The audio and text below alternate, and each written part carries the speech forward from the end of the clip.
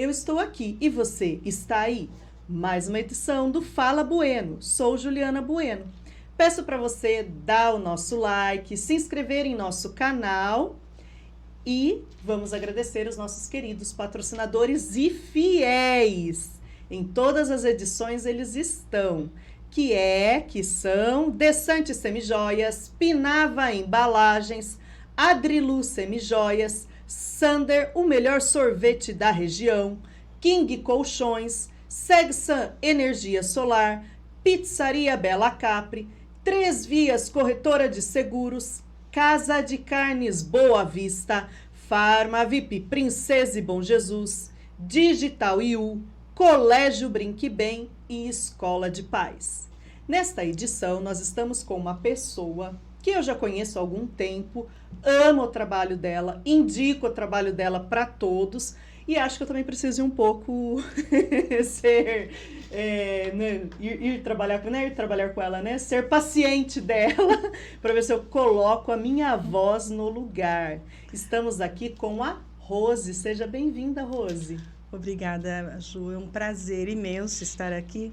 E devo dizer aqui que é uma honra também por conhecer a sua história, conhecer a sua trajetória e realmente estou assim, honrada de estar aqui hoje. Que bom que você veio, né? Conseguimos achar um horário, né, Rose? Não foi fácil, né?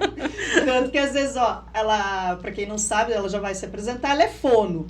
E às vezes eu indico alguns aluninhos e as mães falam, não consigo horário, porque realmente a agenda da Rose é lotada. Por quê? É uma excelente profissional. E até pra gente conseguir gravar o podcast tava difícil. Complicado. Faz mais de um mês que a gente tá tentando, né?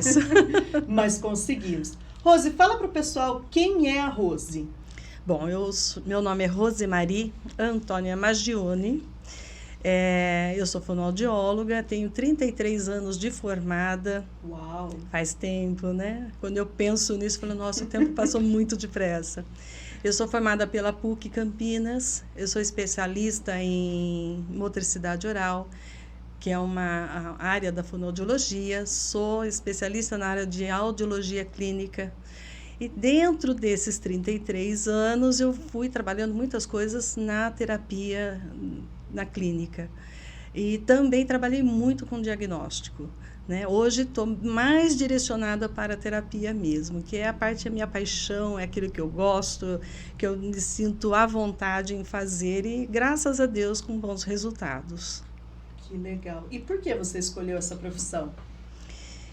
Eu estava vindo para cá, estava pensando nisso. Meu curso técnico foi magistério. Olha, eu sou professora. Você pode dar aula aqui no Brinque Bem. Qualquer hora eu bato aí. Então, quando eu fiz magistério, eu tinha uma professora chamada Maria Zanon. Eu não lembro qual era a matéria que ela dava na época, mas era uma pessoa que eu tinha um carinho muito grande. E eu lembro dela falar da fonoaudiologia. Foi ela que falou a primeira vez sobre isso. E aí eu conversei mais com ela para entender tudo. E porque naquela época tinha muito poucos profissionais. Sim. Acho que até hoje é um pouco também difícil de... Hoje tem bastante. Verdade. Tem bastante. Limeira tem bastante profissionais e acho bons que profissionais. Foco só em você, então eu acabo não percebendo os outros. Mas tem bons profissionais, muito bons profissionais. E eu lembro que ela, então, conversando, falando sobre isso, e eu decidi, vou ser fonoaudióloga. Né? Eu lembro que, na época, eu fui prestar vestibular, tinha só Campinas ou São Paulo. Ou era PUC Você Campinas, sou daqui de Limeira. Então, tinha Campinas ou, então, São Paulo. E eu prestei Campinas e passei em Campinas e fiz a faculdade lá. A minha trajetória na fonoaudiologia foi muito agradável, porque, assim, quando eu estava no segundo ano, a instituição, a PAI aqui de Limeira, estavam sem fonoaudiólogo. Eles não tinham, porque realmente tinham poucos profissionais naquela época. E aí eles me procuraram se eu poderia trabalhar. Eu falei, eu vou estagiar, mas trabalhar, né, é uma coisa que eu ainda nem posso, né? E naquela época, eles contrataram uma outra fono chamada Valesca Madri, que atua até hoje, um excelente profissional. Eu sou muito grata à Valesca. E ela foi minha supervisora. Então, eu trabalhava e ela me dava toda a orientação do trabalho dentro da PAI. Que legal. Então, eu paguei minha faculdade já como fono. Já trabalhava época, na área e já pagava a faculdade. Então, eu trabalhava meio período e no outro período eu ia para a faculdade e voltava à noite.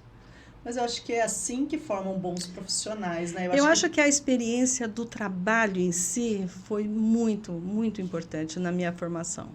Eu vejo que para os médicos, né, eles fazem aí, acho que é 5 anos de faculdade, mas eles têm mais 4 ou 5 de residência, né? Que nada mais é que um estágio, né? É a prática, você trabalhar ali no dia a dia para você ver o que você estudou mesmo na faculdade. E eu vejo que muitas profissões não são assim, né? Eu falo pela minha área, por exemplo, pedagogia, o estágio, ele é muito mascarado, né? São poucas as pessoas que realmente entram na sala de aula, faz, ali tá na prática. É bem aquela coisa... E é diferente a prática. Quando você tem a prática, você vai ter que resolver coisas de forma diferente, pensar de forma diferente e tentar. Você tem que ter uma resolução, né? Eu acho que é aí que aprende mesmo, né? Porque o que você vivencia ali no dia a dia não está naqueles livros, né? Não. Você não sabe o que vem aqui naquele dia, o que te espera. Aí você tem que resolver, você tem que fazer acontecer. A formação da fonoaudiologia, nós temos os últimos 2 anos, são estágios dentro de clínica, dentro da faculdade. Isso é muito Aí legal. você direciona. Hoje mudou um pouco, mas na minha época nós saímos com uma formação quase que completa. Então tinha estágio em todas as áreas, né? Eu na época de faculdade eu falava assim, eu não vou trabalhar com a parte de audiologia, não quero isso, não é para mim.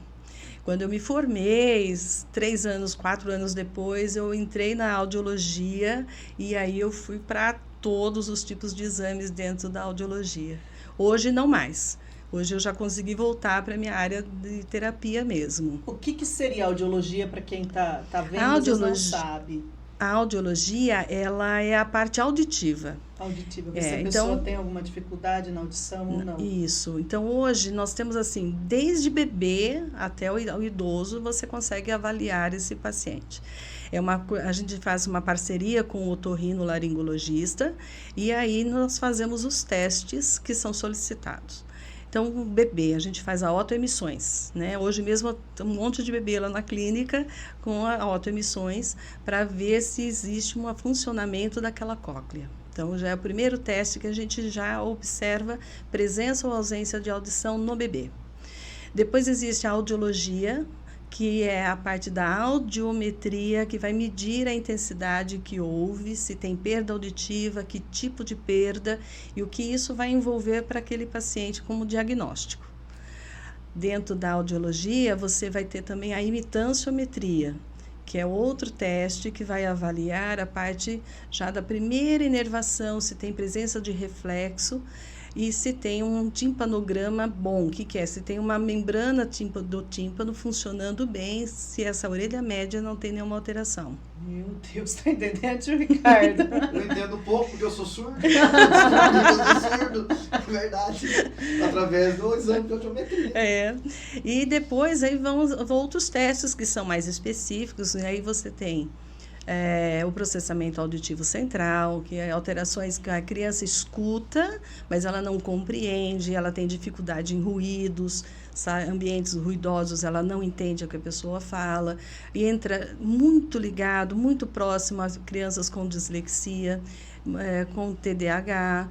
Tudo isso vai estar envolvido também o processamento auditivo. Então, existe o teste específico para isso.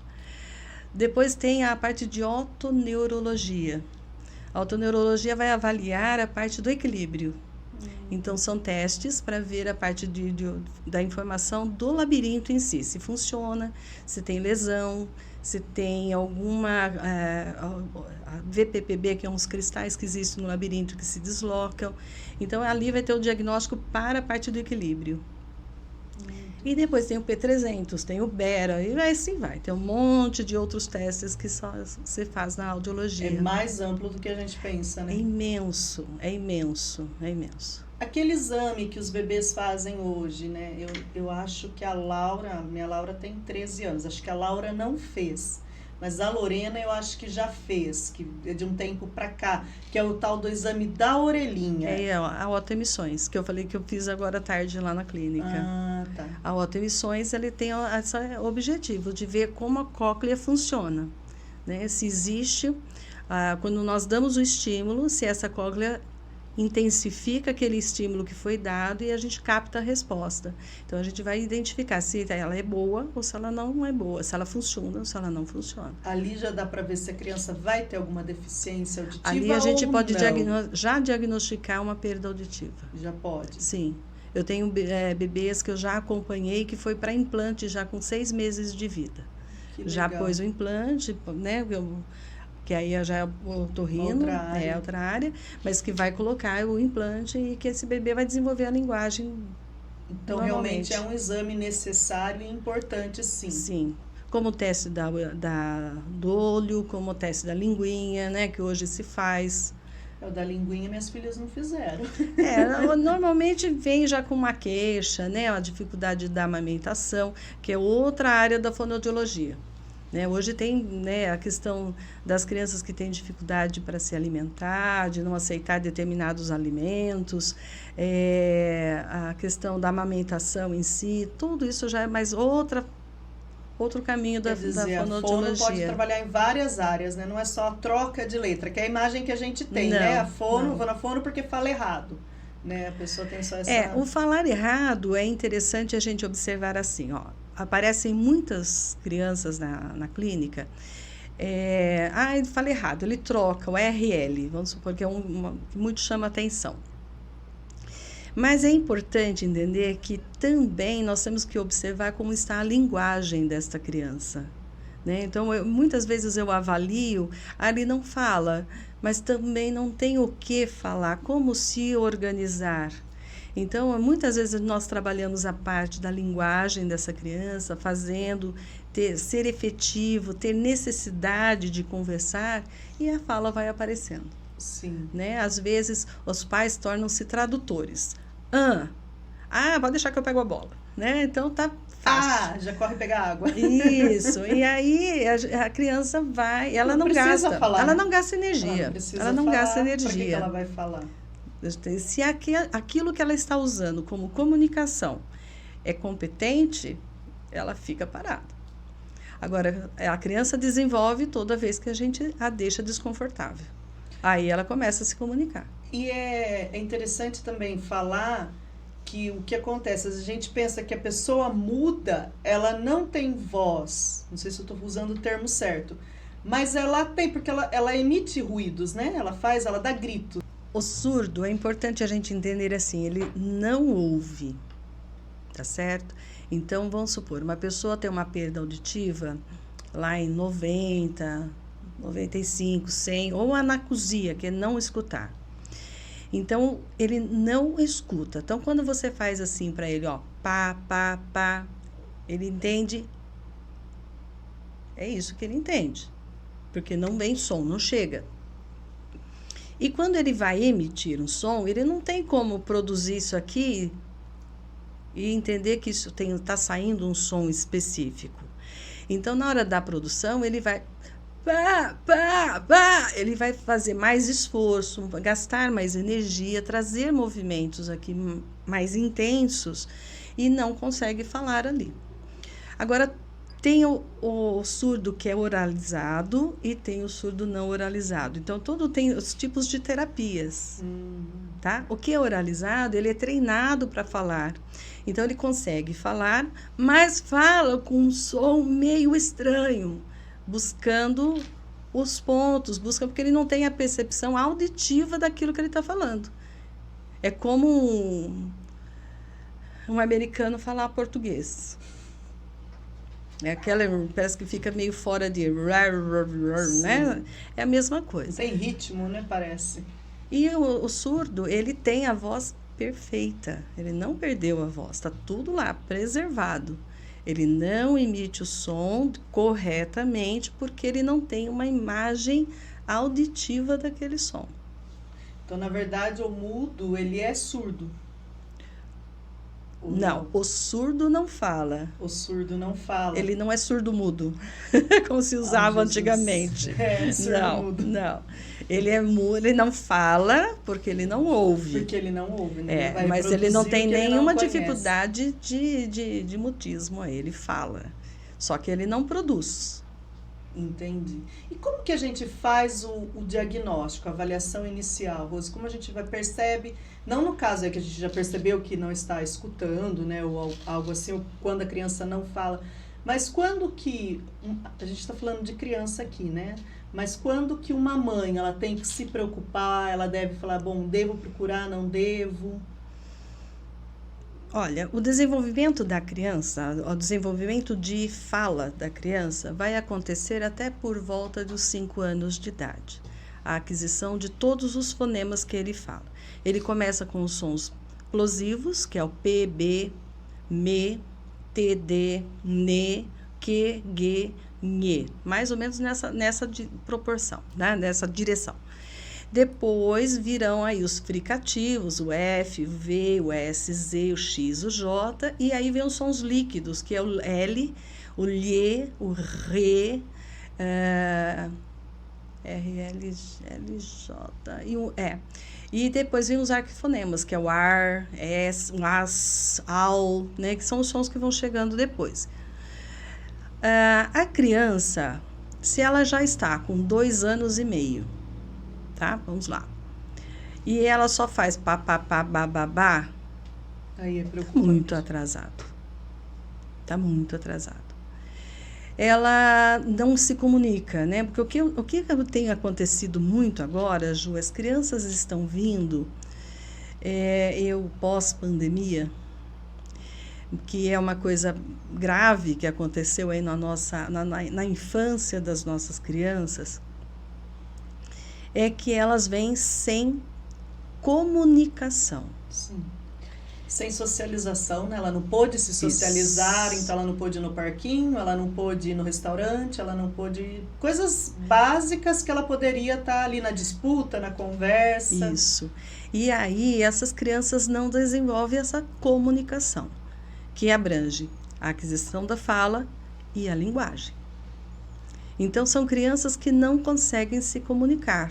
Então, saiu dos pais, pode ver, as crianças se escondem, não quer falar, fica com vergonha, a gente chama de vergonha, mas elas não conseguem se comunicar, elas não conseguem, de alguma forma, falar com uma outra pessoa diferente, porque ela sai daquele ambiente que já é cômodo para ela, em que todo mundo interpreta o que ela faz e resolve. Sim.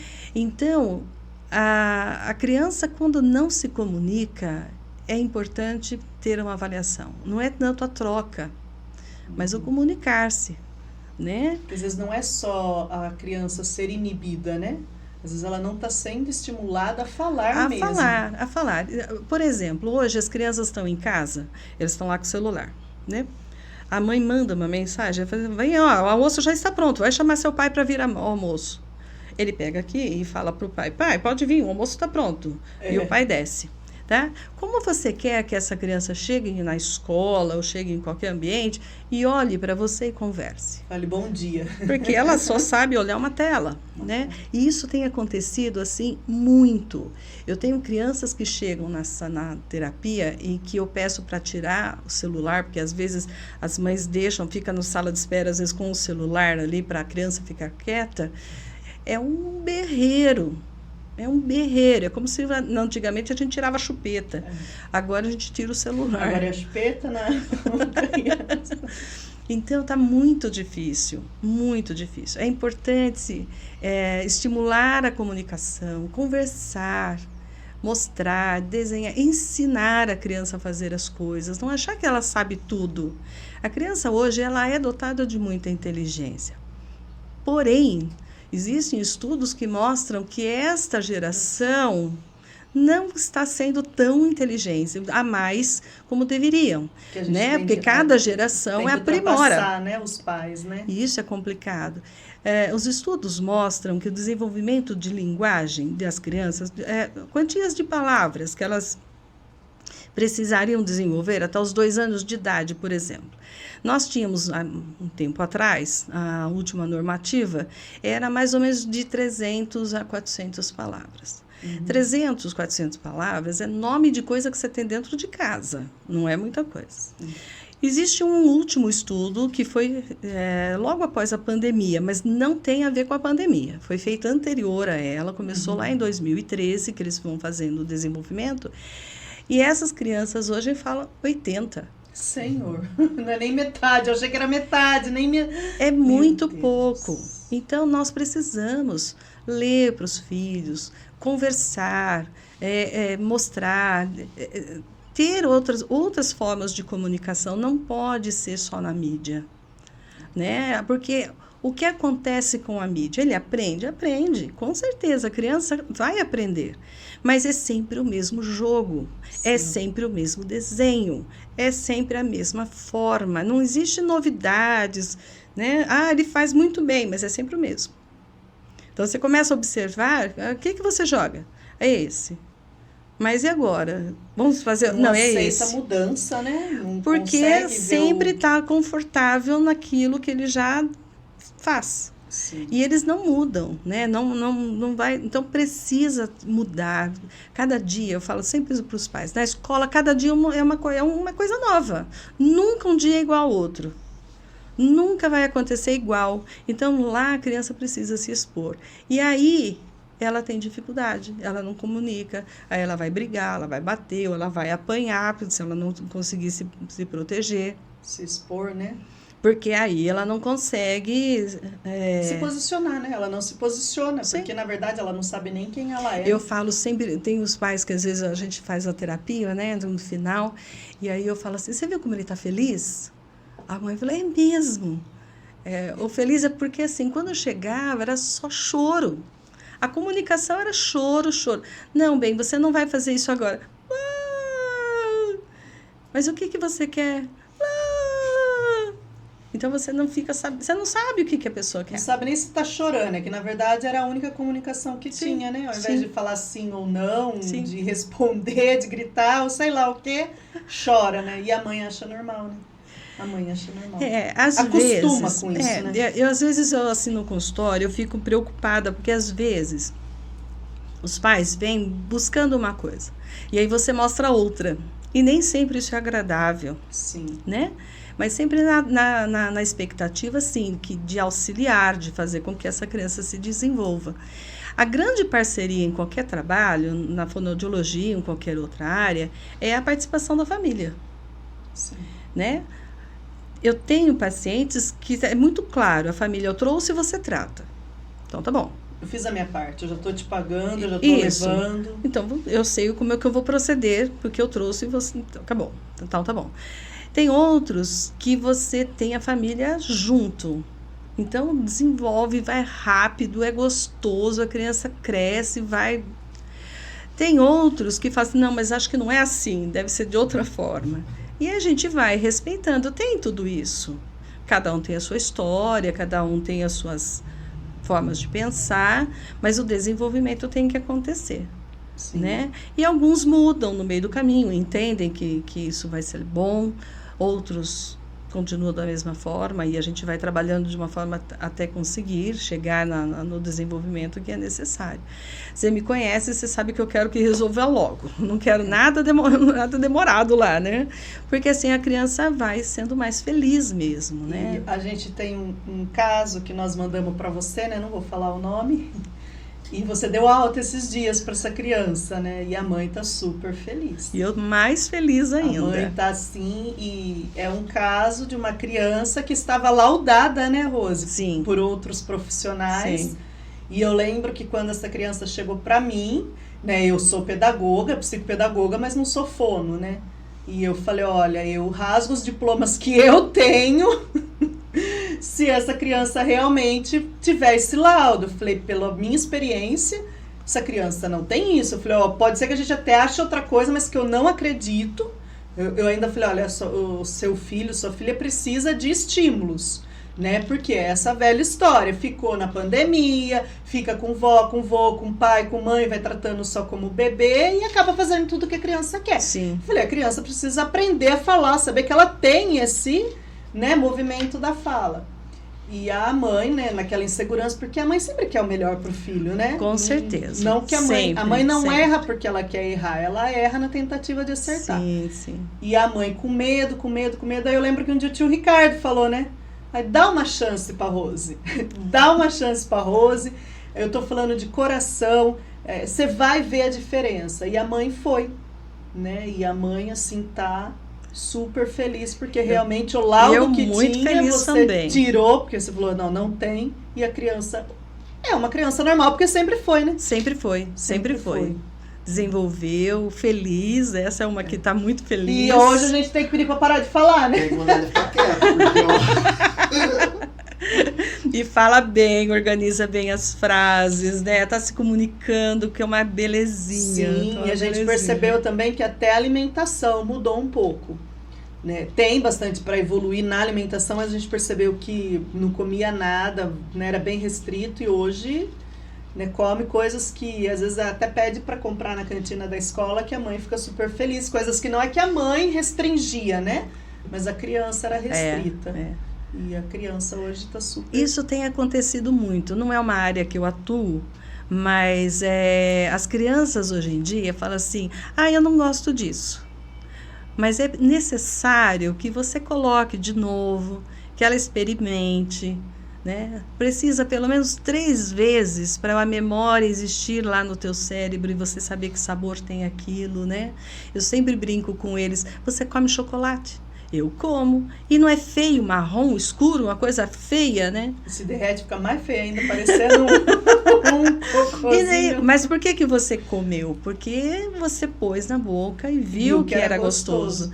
Então a comida também, né? A salada. É importante que eles... Então eu sempre peço para os pais, assim, se esforçarem e pelo menos 3 vezes fazer a criança comer. Tem coisa que ela não vai gostar, a gente respeita, mas não pode falar toda a verdura, jamais. É possível, né? a pessoa não Por gostar exemplo, de nada, eu não né? como jiló, não ponho porque eu não como. Então, mas é uma coisa, é né? uma coisa. Agora, não como alface, não como cenoura, não como batata, não como... Não dá, né? Não. É bem complicado. Então, é bem difícil, né? Porque assim, ele não gosta.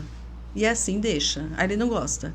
Então, a gente está privando essa criança de ter experiências. Sim. Né? Eu sempre falo, a criança, ela não fala assim, eu não quero ir lá. Eu não quero deixar o que eu estou fazendo. Aqui está gostoso.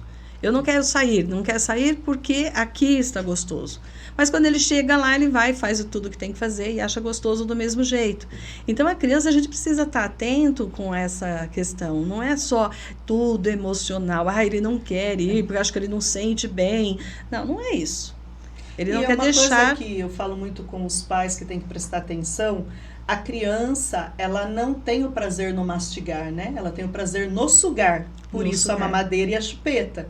Diferente de nós adultos que temos o prazer em mastigar. Por isso que a gente convida as pessoas para comer em casa, a gente sai para comer, a gente tá estressado, a gente come porque é uma fase que a gente tem o prazer no mastigar. A criança não, ela tem prazer em sugar e depois o sugar é mais gostoso porque eu posso sugar deitado, comer eu não posso comer deitado, né? E o leite desce mais rápido, né? Então é mais rápido, enche a barriga e aí eu volto a brincar. Eu não preciso porque Não gasto tempo. Não gasta tempo. Imagina, você comer uma maçã, a maçã com a casca ainda, ela demora, né? Diferente da banana. Mastigar. Então você mastiga, às vezes fica aquilo ali, é perder tempo. Para criança é perder tempo, né? Sim, sim. Então não é que na verdade ela não gosta. Conta pra gente alguma coisa desafiadora que você teve na sua profissão. Desafiador? Toda vez que eu abro a porta e tem um paciente novo, é um desafio. O desafio é o medo. É um desafio. Porque cada um traz a sua história. Sim. E cada um traz ali uma dificuldade, né? Eu atendo tanto crianças como também atendo adultos. Eu atendo muito labirintopatias na reabilitação de vestibular. Então, sempre há um desafio, sempre. Mas acho que o maior desafio que eu tive foi atender uma cadeirante que ela tinha muita dificuldade motora, muita restrição motora e ela tinha muita tontura. Então, nós precisamos assim fazer todas as adaptações para poder fazer os movimentos com ela numa maca. Ela tinha uma acompanhante que era uma cuidadora muito boa e ela só conseguia fazer o trabalho que eu precisava por causa dessa senhora que estava junto. E graças a Deus nós conseguimos fazer com que ela ficasse sem a tontura. Esse eu acho que foi o maior desafio, porque eram muitas restrições e você pegar uma pessoa que está ali inerte, que está na sua mão para você poder melhorar, sabe? E deu certo, eu fiquei super feliz por isso. Mas acho que todos são desafiadores, todos são desafiadores, porque a gente se envolve com a história, cada um tem uma história, histórias muito tristes, histórias que às vezes você está em atendimento e a história aconteceu no meio daquilo, daquele processo e algumas coisas retrocedem. Então, sempre eu tento ter o cuidado de estar olhando para esse paciente e vendo o que a gente pode fazer. Às vezes não é da terapia, mas auxiliar, né, nesse sofrimento que às vezes acontece. Mas para mim todos são desafiadores. E é difícil não se envolver, né, Rose? Não tem como, né? Não tem como. É difícil não se envolver, porque são, como você disse, né, são muitas histórias tristes, né? Uhum. Pacientes que às vezes você atende e vem a óbito pela alteração que tem. Então, tudo isso traz uma tristeza muito grande, né? Você saber que... Mas, ao mesmo tempo, eu vejo que nesses desafios me trazem muito conhecimento, me trazem uma experiência de vida, que faz assim, a realização profissional mesmo, né? Você saber que você pode ajudar aquela paciente. Hoje eu tive uma paciente na clínica, uma senhora bem idosa, e nós fizemos a parte da terapia para reabilitação vestibular. E não foi fácil, foi um negócio bem difícil, ela muito confiante, mas eu fiquei super feliz que a hora que depois que terminou, ela conseguiu sair bem e saiu melhor, se sentindo melhor. Então, eu falei, acho que é isso que a gente quer. Né? A Fona é quase uma psicóloga. A gente estuda bastante na área da psicologia, mas é necessário a gente ter sentir, né? Se pôr na posição do outro, né? Eu vejo assim, muitas vezes, às vezes, puxa vida, vamos fazer, né? Às vezes eu chamo os pais, vamos conversar, vamos ver o que a gente pode mudar, faça dessa forma, por favor, eu estou pedindo. Às vezes tem paciente que eu brinco, eu estou mandando agora, eu preciso que vocês façam isso para a gente poder conseguir. E existe a mudança, as coisas acontecem e é bom, né? E tem casos que a gente vai acompanhando e não vê muito progresso. Não vê muito progresso. Eu já tive pacientes assim que ficou às vezes em um atendimento 1 ano, um pouquinho, ele cansou, não quer vir mais. Falei, ótimo, a porta está aberta, volta quando for necessário. E esse paciente voltou no outro momento, fez o que tinha que fazer, conseguimos a evolução que tinha que fazer. Então, eu respeito muito aquilo que o paciente pode dar naquela hora. Sim. Porque se ele não tem vontade de fazer, não adianta. Não adianta você querer, vamos ficar malhando ferro frio, não resolve. Né? E eu tenho tentado, dentro do trabalho, fazer coisas, exercícios, dependendo de cada área que é necessário, que não tome muito tempo na vida da pessoa. Todo mundo corre muito. Então, eu preciso que isso se encaixe, né? E conforme ele vai se encaixando, as coisas vão acontecendo. É muito... Eu lembrei de um caso aqui, né, tio Ricardo? A criança ia na fono, aí a mãe passava pra gente, escola, fazer os exercícios. Eu falei, gente do céu. Então, a gente já não tem muito o que fazer. Você imagina que, depende do caso, vocês passam, né, exercícios para casa, né? Aí eu falei, não dá pra gente assumir essa responsabilidade enquanto escola. A escola, dependendo do que se trata o tratamento, né? Vamos supor que é uma criança com alteração de processamento ou uma dislexia. nós temos essas parcerias, nós precisamos ir à escola Sim. e eles serem parceiros, não fazer o exercício da criança ou aquilo que a gente vai Não, mandar. a gente tinha que fazer...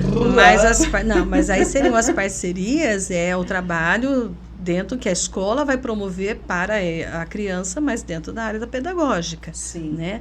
O exercício é uma coisa que tem que ficar em casa, não é para a escola fazer. Eu, pelo menos, não gosto disso, não. Não, mas a gente percebia que não era da profissional, né? Não vinha do profissional. Um outro assunto que às vezes, né, as pessoas ficam pensando, né? Gagueira. Ela é tratável? Ela é genética? O que é essa gagueira? Tudo isso que você falou é. Pega de convivência. Pega, passa! Vamos lá. Existe sim a gagueira neurológica. Já peguei casos assim, que a criança até cantando gaguejava. Eu até gravei, tenho isso para o meu acervo, porque foi uma coisa que me marcou demais. Melhora nesses casos neurológicos, mas aí nós precisamos do neurologista, de acompanhamento e às vezes até medicação para auxiliar. É um trabalho ali. A gagueira, ela pode ser emocional, aí nós precisamos do psicólogo, né? Agora, emocional como causa. Então, precisamos do psicólogo para que acompanhe isso. Mas daí, quando é emocional, ela não gaguejava sempre? Ela veio a gagueira... Veio a gaguejar por um trauma, por um susto, momento, por alguma coisa que aconteceu. Sim. Aí é como causa emocional. Sim. Tá? Agora, a comunicação em si, quando você conversa com qualquer outra pessoa, você tem um toque emocional. Quando eu comecei a conversar com você aqui, eu fiquei emocionada. Eu realmente estou honrada de estar aqui. Então, você muda a sua respiração, você muda o jeito de falar, né? Você depois vai se ajustando. Se você vai falar com uma autoridade, você também você se organiza, respira às vezes errado, e isso traz uma disfluência, que é a gagueira, né? Não ter fluência. Mas isso é uma coisa que você tem, acabou. Daí a pouco continua conversando, né? Acabou, passou esse estresse, acabou. Agora, tem crianças que desenvolvem a gagueira por volta, mais ou menos, de 3 anos, 4 anos de idade.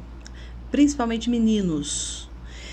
E o que acontece nesse período? É aquela questão que a gente estava falando antes. Existe um desenvolvimento de fala, que ele está já falando, mas também ali está havendo um desenvolvimento de linguagem.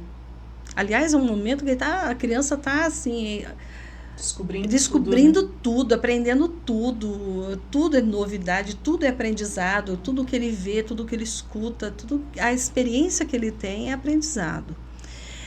Então, o que acontece? Os articuladores já estão bons, ele consegue falar tudo o que precisa até para essa idade. Mas a linguagem ainda não está pronta. Então, às vezes ele vai falar, mamãe, eu quero ir lá na casa da vovó, né? Aí sai a frase toda, sai completa. O que é esse eu?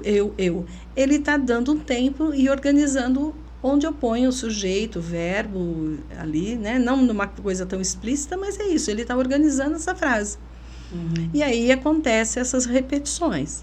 Então, é importante que a gente não fique alarmando esse momento. Para, respira, pensa. A gente não para, a gente não pensa, a gente não respira, a gente fala. Acabou. Sim. Fim. Né? Então, quando nós começamos a trazer isso à tona, fazer a criança perceber que está sendo um mal falante nesse momento, aí eu começo a ter problemas. Aí eu posso instalar uma gagueira. Entendi. Então, é importante, procure um profissional para ter as orientações, para acompanhar direitinho, para trabalhar, para ver o que está acontecendo ali, se não houve nenhuma questão emocional, certo? Agora, a questão emocional está sempre presente na gagueira. Se eu não sou um bom falante, eu vou ficar nervoso e minha gagueira vai aparecer.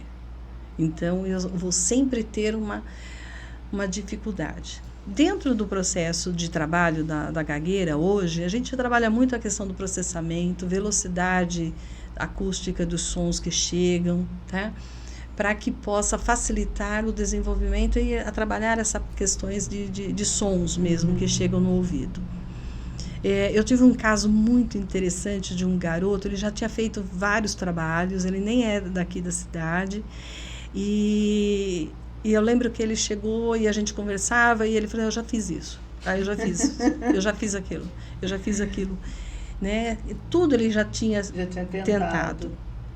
E aí nós fomos, eu falei, olha, então vamos fazer diferente, vamos conhecer os sons, vamos entender como se fala, o que se mexe, e respirar, e vamos ver o que nós vamos conseguir.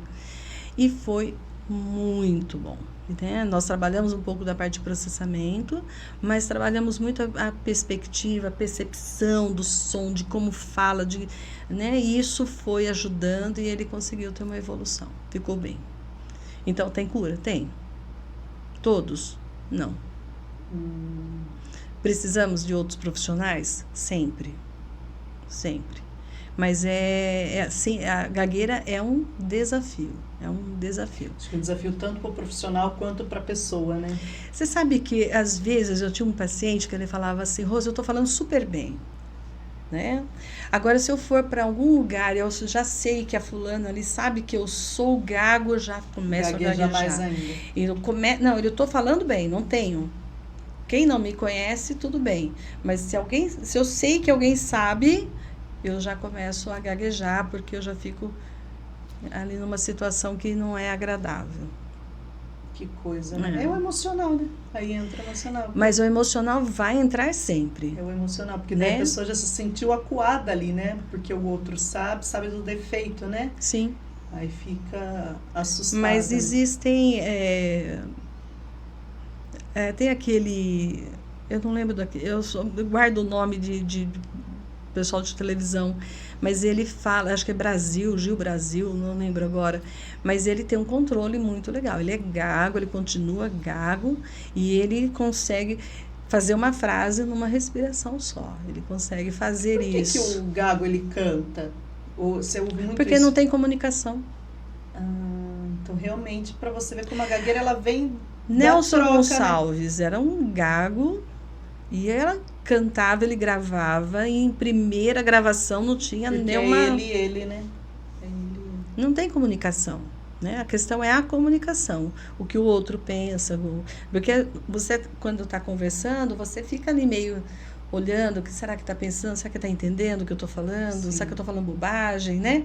Então, a pessoa fica o tempo todo olhando para o outro para ver o que está tendo de retorno. Tipo de reação. Qual a reação daquilo. E a gagueira, ele vai pegar justamente isso, né? O riso, né? Porque acaba sendo... Sempre foi uma questão de se rir da pessoa que não consegue ter uma boa fluência, né? É complicado. E a pessoa, Rose, que começa a falar do nada, mas ela começa no meio da história, sabe? E acha que você está sabendo tudo o que está acontecendo. Isso é normal? Entendi. Não entendeu? O Ricardo é assim, eu falo assim, você pensa que eu estou dentro da sua cabeça? Ele não começa, então assim, ó, vamos supor, você fala assim, ó, sábado a gente vai acordar, vai na feira e depois vai almoçar no shopping. Então tem um contexto, concorda? Uhum. Você sabe que é só no sábado que você tem que acordar para ir para feira e para ir para o shopping. Do nada ele olha para você e fala assim, no shopping. Oi? No shopping o quê? No shopping agora? Se eu fui no shopping? Você entendeu? Você pode falar, fala para deixar de cortar isso daí. Não tem problema. É gravado mesmo. O que seria mais ou menos isso, Rose? Mente acelerada. É Mente acelerada. mente acelerada. A impressão é que ele já falou tudo isso e finalizou ali no shopping.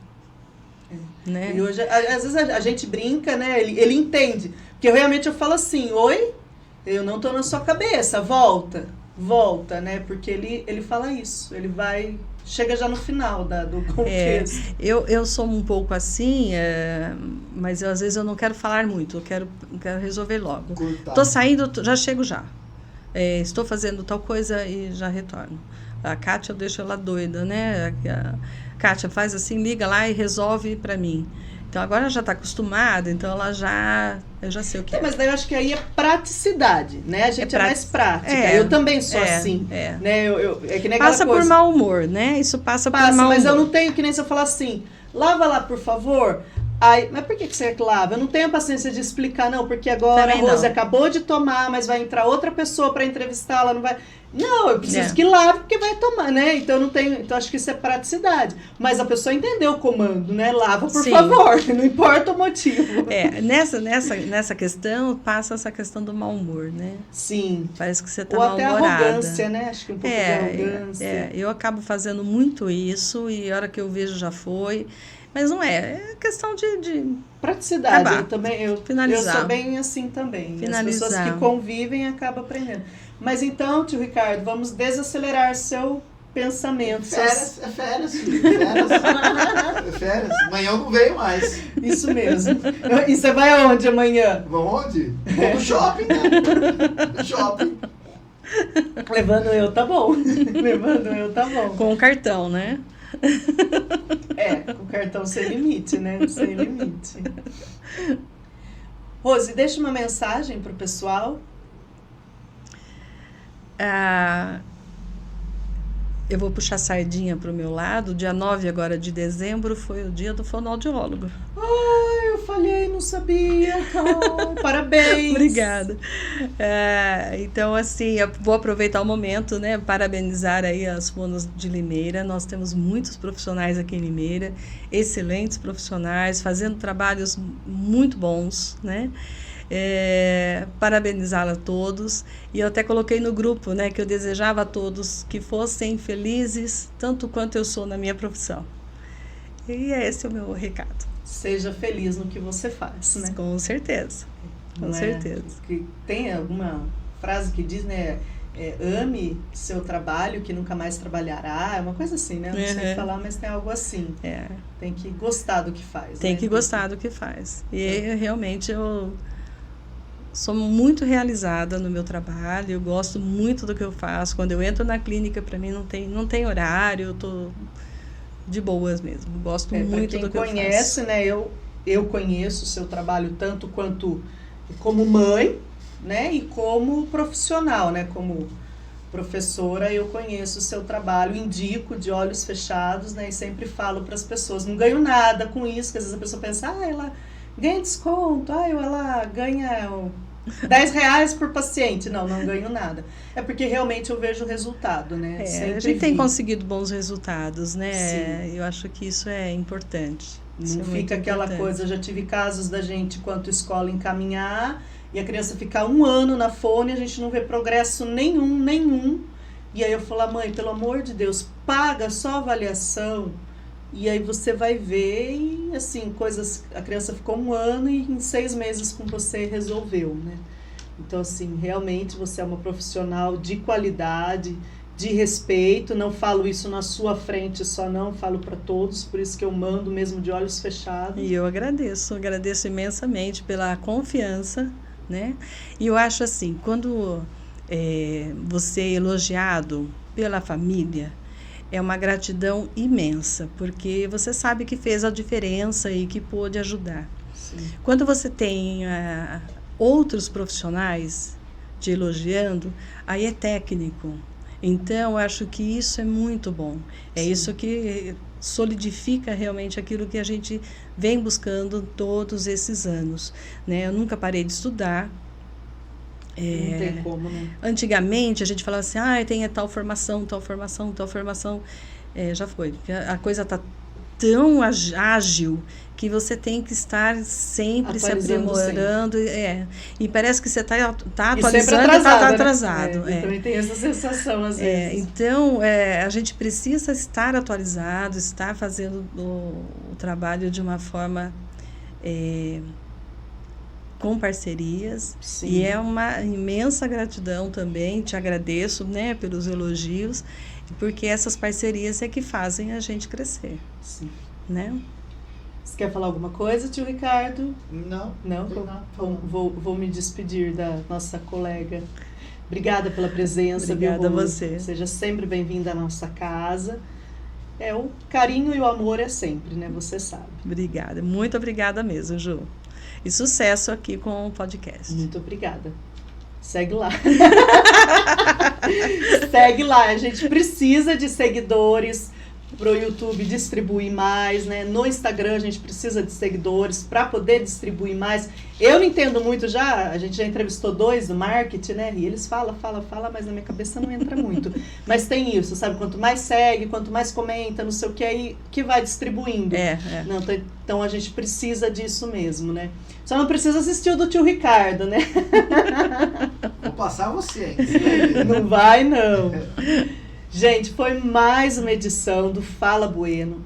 Agradeço de coração os nossos parceiros fiéis, que são Desante Semijoias, Pinava Embalagens, Adrilu Semijoias, Sander, o melhor sorvete da região, King Colchões, Segsan Energia Solar, Pizzaria Bela Capri, 3 Vias Corretora de Seguros, Casa de Carnes Boa Vista, Farmavip, Princesa e Bom Jesus, Digital IU, Colégio Brinque Bem e Escola de Paz. Só empresa de nome, hein? Pessoal, até a próxima!